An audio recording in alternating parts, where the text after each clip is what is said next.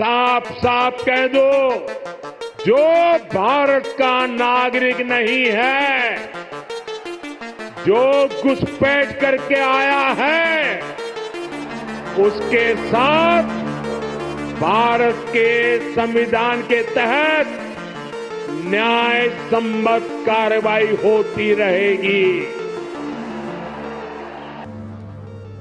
पश्चिम बंगाल के दुर्गापुर में शुक्रवार को एक रैली के दौरान प्रधानमंत्री नरेंद्र मोदी के बयानों को झूठ का पुलिंदा करार देते हुए तृणमूल कांग्रेस ने भारतीय जनता पार्टी पर तीखा हमला बोला और भाजपा शासित राज्यों में बांग्ला भाषी प्रवासी मजदूरों को परेशान करने का आरोप लगाया। पार्टी मुख्यालय में संयुक्त संवाददाता सम्मेलन में वरिष्ठ मंत्री चंद्रिमा भट्टाचार्य और पार्टी के राज्य महासचिव कुणाल घोष ने दावा किया कि केंद्र की बंगाल विरोधी भाजपा सरकार ने विशुद्ध रूप से राजनीतिक कारणों से मनरेगा और प्रधानमंत्री आवास योजना जैसी योजनाओं के तहत राज्य को 1.7 लाख करोड़ रुपए का बकाया रोक रखा है।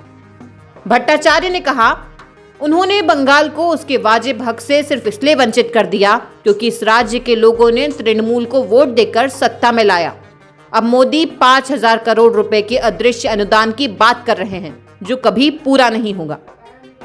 घोष ने कहा, बंगालियों को अभी भी भाजपा शासित राज्यों में रोहिंग्या और बांग्लादेशी करार दिया जा रहा है, जबकि उनकी सरकारें हमारे प्रवासी मजदूरों को परेशान करती हैं और हिरासत में ले लेती हैं।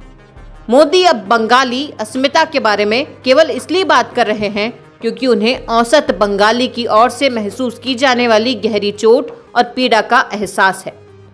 उन्होंने कहा कि मोदी झूठ का सहारा ले रहे हैं क्योंकि उन्हें आम बंगाली का समर्थन खोने का डर है।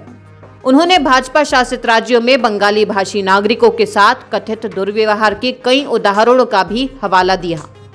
दुर्गापुर में रैली के दौरान मोदी ने कहा कि भाजपा ही एकमात्र ऐसी पार्टी है जो वास्तव में बंगाली गौरव का सम्मान करती है और उसकी रक्षा करती है।